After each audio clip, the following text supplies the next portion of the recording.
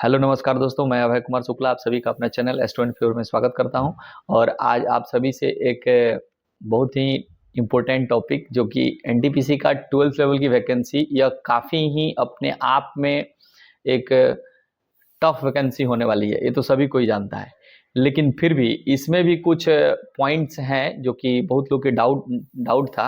और जोन से रिलेटेड भी बात कि कौन सा ऐसा जोन होगा जो आपके लिए सही रहेगा, या जोन सिलेक्शन करने के लिए आपको क्या किन बातों को ध्यान देना चाहिए।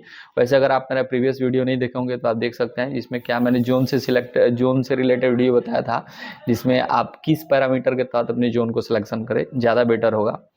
तो उन सभी बातों से पर बात किया जाएगा। और साथ ही साथ कुछ सेलेक्टेड जोन है जो कि सेफ हैं या कैसे हैं, उस पर विस्तृत जानकारी दिया जाएगा। तो आइए, उससे पहले अगर आप चैनल पर नए हैं तो प्लीज़ इसे सब्सक्राइब जरूर कीजिएगा, और वीडियो पसंद आए तो अपने दोस्तों से शेयर जरूर कीजिएगा।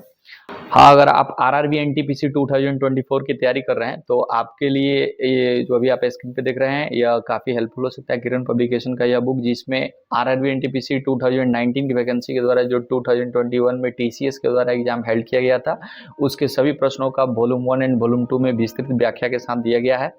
और साथ ही साथ इसका एक और प्रॉफिट है कि यह पार्ट वाइज पार्ट, जिसमें mathematics, reasoning and GK GS की एक अलग से वॉल्यूम बनाई गई है, जो कि अभी आपको स्क्रीन पे दिख रहा होगा, जिसमें प्रीवियस ईयर अभी तक रेलवे के द्वारा 1996 से जितने क्वेश्चन पूछे गए हैं उन सभी क्वेश्चनों का विस्तृत व्याख्या दिया गया है। तो आप इसे फॉलो कर सकते हैं। इसके लिए आप अपने नियरेस्ट बुक स्टॉल से इसे परचेज कर सकते हैं, साथ ही साथ ऑनलाइन प्लेटफॉर्म से भी इसे मंगा सकते हैं। तो आइए, 12th लेवल की जो वैकेंसी है इसके बारे में डिटेल जानने से पहले आप सभी को एक जेन्युइन सच्चाई से रूबरू कराता हूँ, जो कि सही है। और इसमें होता क्या है कि जेन्युइन सच्चाई इसलिए मैं बोल रहा हूँ कि बहुत लोग ऐसे सोचेंगे, देखिए जो बात सच है उसको तो सुनना ही होगा।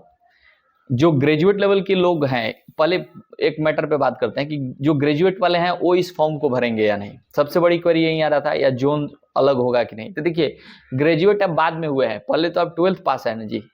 तो 12th पास है तो श्योर है कि आप 12th वाली वैकेंसी को फिल करेंगे। तो आप इसमें भी एलिजिबल हैं और उसमें भी एलिजिबल हैं। तो आपके लिए दो मौका मिलेगा, दोनों के लिए दो बार आपको सीबीटी 1 देने का मौका मिलेगा, जो कि काफ़ी अच्छा रहा। पहले क्या था कि एक बार ग्रेजुएशन वाले और 12th वाले सभी प्रेफरेंस दे सकते थे, एक ही सीबीटी 1 होता था। तो इसमें ग्रेजुएट वाले को दोबारा चांस मिला।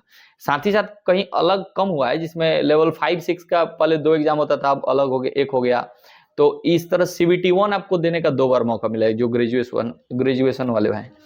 अब देखिए, जिनका अगर मान लीजिए कि कोई जोन सेलेक्ट किए हैं आरआरबी कोलकाता ग्रेजुएट लेवल पे, तो अभी उनका जोन क्या अलग हो सकता है कि नहीं, ऐसा बहुत लोग का पूछना था।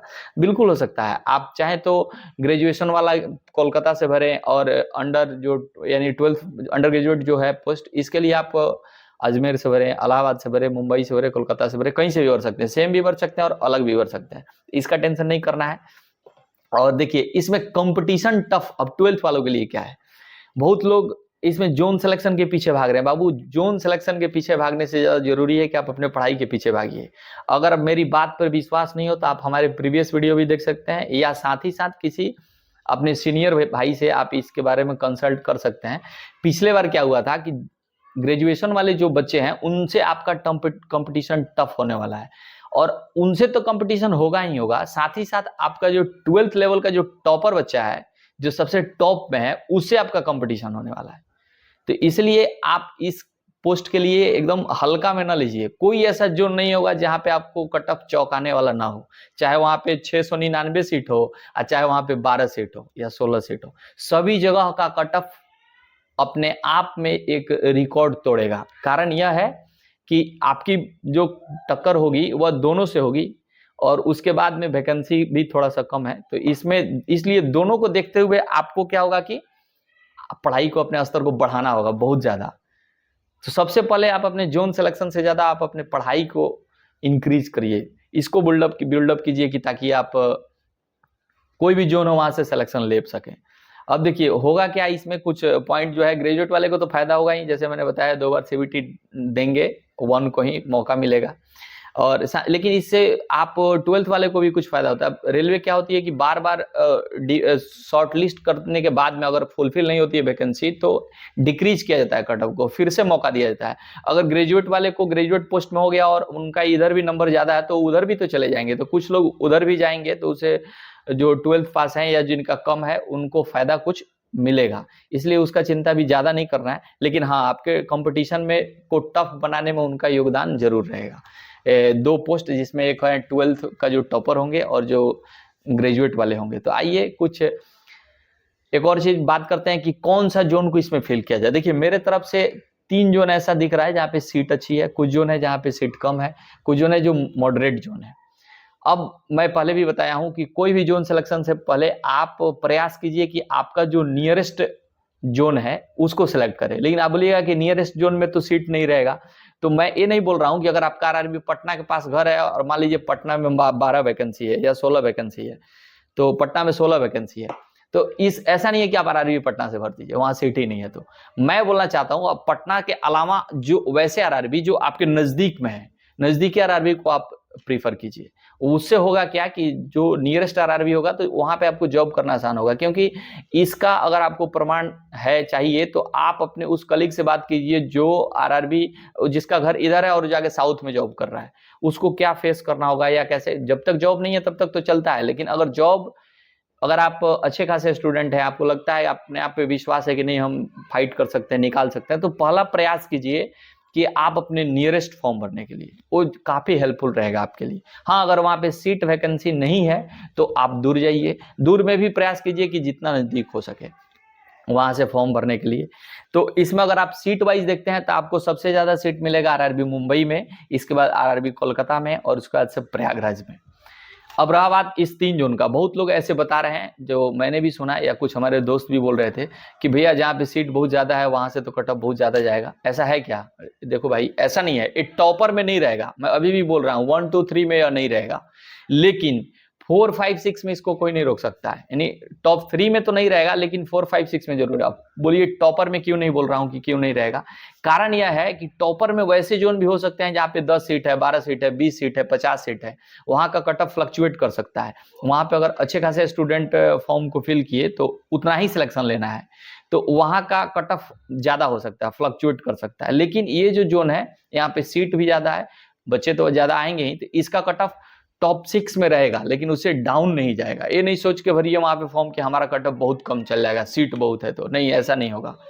आप अगर अच्छा खासा आपका तैयारी अच्छा है और अगर आप प्रयास करते हैं कि हम टॉप 6 जोन का कट ऑफ निकाल सकते हैं तो आप वहां से फॉर्म फिल कर सकते हैं। अदरवाइज आपके लिए कुछ एवरेज जोन है जिसको मैंने टिक आउट किया, जिसमें आरआरबी चेन्नई है, गुवाहाटी है और साथ ही साथ बिलासपुर है। इस जोन का कट ऑफ मॉडरेट में रह सकता है, नीचे भी नहीं जाएगा, ऊपर भी नहीं जाएगा।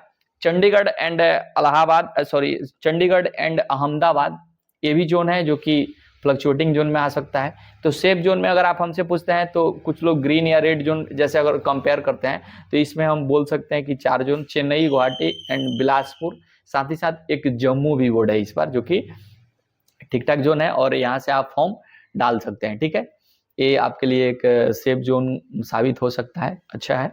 और साथ ही साथ वैकेंसी कम है तो थोड़ा सा तो प्रेशर बढ़ेगा, चाहे कोई भी जोन है, कहीं से भी आप फॉर्म डाल रहे हैं, तो जहां का सीट कम है इसको जरूर ध्यान में रखिएगा। अगर आप कहीं से भी फॉर्म डाल रहे हैं, आपका कैटेगरी वाइज वैकेंसी वहां पे जरूर देखिए। उसके बाद पहले कैटेगरी वाइज वैकेंसी देखिए कितना है, और उसके बाद जो आपका पोस्ट प्रेफरेंस है, जो पोस्ट को आप लेना चाहते हैं उस पोस्ट को आप जरूर फॉलो कीजिए कि उस पोस्ट की वैकेंसी वहां है या नहीं। ऐसा नहीं कि आरआरबी सिकंदराबाद भर दिया, आरआरबी जम्मू भर दिया, बिलासपुर भर दिया और आपको जो पोस्ट चाहिए वो पोस्ट वहां पे है ही नहीं। आपको टाइपिंग का कुछ नॉलेज नहीं है, वहां पे टाइपिंग पोस्ट ज्यादा है, नॉन टाइपिंग पोस्ट ही नहीं है, तो ऐसा नहीं होगा। ये सब पर ध्यान दीजिए और इस सभी पॉइंट को लेकर के तब आप अपने फॉर्म को फिलअप कीजिए। और ये ध्यान भी देना है कि आपका कंपटीशन बिल्कुल आसान होने नहीं जा रहा है, तो आपका कंपटीशन हाई लेवल की होने वाली है। चाहे कहीं से भी आप फॉर्म फिल करें, तो फॉर्म फिल करने के साथ साथ अपने पढ़ाई को भी पूरा जो जबरदस्त तरीका से स्ट्रॉन्ग कीजिए, और जो कि मैंने एक स्ट्रेटजी वीडियो भी बताई थी उसको फॉलो कीजिए। अच्छा है, अगर आपको अच्छा लगता है तो आप उसको फॉलो कर सकते हैं। और अपने तैयारी को एक स्ट्रॉन्ग वे में ला सकते हैं, जिससे कि हो सकता है इसके एग्ज़ाम भी जल्द से जल्द हो। तो इस अनुसार से भी आपको अपनी तैयारी को हमेशा तत्पर रहिए, कभी भी ले तो उससे कोई दिक्कत ना हो और आप अगले इस वैकेंसी में एक सीट अपना कंफर्म कर सकें। देखिए नेक्स्ट वीडियो में मैं प्रयास करूंगा कि आप सभी को इसे पोस्ट प्रेफरेंस से रिलेटेड बात बताऊंगा 12th लेवल की, जिसमें गर्ल्स के लिए कौन सी पोस्ट सही रहेगी या जिनको ऑफिशियल जॉब करना है उनके लिए कौन सा पोस्ट सही है, कौन से पोस्ट को आप फर्स्ट प्रेफरेंस में दें। इससे रिगार्डिंग वीडियो नेक्स्ट में आएगी। और अगर आप दूसरा वीडियो चाहते हैं, कोई भी क्वेरी चाहते हैं, तो आप हमें इंस्टाग्राम पे फॉलो कर सकते हैं, यूट्यूबर शुक्ला जी, जिसका लिंक डिस्क्रिप्शन में आपको मिल जाएगा। और अगर किसी प्रकार की क्वेरी हो तो आप कमेंट सेक्शन में कमेंट जरूर करें। मैं प्रयास करता हूं जहां तक संभव हो सके मैं कमेंट सेक्शन आपके कमेंट का रिप्लाई करता हूं, और कुछ कुछ कमेंट जो कॉमन है उसको मैं रिप्लाई जरूर करता हूं। हाँ देखिए, एक सेंटर का, सॉरी मैं भूल रहा था, सेंटर का क्या है कि कुछ लोग का यह क्वेश्चन था कि सेंटर कहाँ पे देगा, कि जिस जोन में सेलेक्ट किए वहां पे सेंटर देगा या कहीं नहीं। ऐसा कहीं नहीं होता है, कभी नहीं होता है। आपका प्रेफरेंस के अकॉर्डिंग जब आप फॉर्म भरते हैं तो आपसे चूज कराया जाता है कि आप कहाँ सेंटर देना चाहते हैं। मान लीजिए आप पटना सेंटर दिए, आप इलाहाबाद सेंटर दिए, आप रांची सेंटर दिए, तो 3 सेंटर आपने जो दिया है इसी में से फर्स्ट प्रेफरेंस को पहले प्रीफर किया जाएगा कि पटना दिया जाए, अगर वहां सेट नहीं रहा तो इलाहाबाद दिया जाए, अगर वहां नहीं है तो रांची दिया जाए। इसके बाद अगर आप भी वहां पे सीट नहीं मिलता है यानी एग्जाम के लिए, तो आपको वहां से दूसरे जगह भेजा जाता है। तो यानी CBT 1 का कोई ठीक नहीं है कि आप जिस जोन से भर रहे हैं वहां पे, तो ऐसा नहीं है कि आप चेन्नई से भरे हैं फॉर्म तो चेन्नई आपको एग्जाम देने जाना होगा, ऐसा नहीं है। पहले ऐसे था, अभी नहीं हो रहा है ऐसे। आपका जो प्रेफरेंस होगा वहीं पे सेंटर दिया जाएगा। अगर वहां पे नहीं सीट मिल सकता है, नहीं मिल पा रहा है सेंटर पे, तो आपको दूसरी जगह पे भेजा जाएगा। हाँ, ऐसा भी होगा जब CBT 2 देने जाइएगा तो इसमें अक्सर देखा गया था, जैसे पिछले बार हम RRB कोलकाता से फॉर्म भरे थे, मेरा बहुत सारा ऐसा दोस्त है इसका सेंटर कोलकाता में दिया था, लेकिन मेरा ही सेंटर दिल्ली में दिया था। लेवल 6 का कानपुर में दिया था, लेवल 5 और 3, 2 सब दिल्ली में था। तो इसलिए यह फिक्स नहीं है। 6 और 4 था कानपुर में, और बाकी सब दिल्ली में था। और लेकिन कुछ लोग थे जिनका कोलकाता में ही दिया था। तो CBT 2 में ऐसा चेंज हुआ था। तो फिक्स नहीं कहा जा सकता है कि आपका सेंटर उसी जोन में देगा जहां पे आप फॉर्म भरे हैं।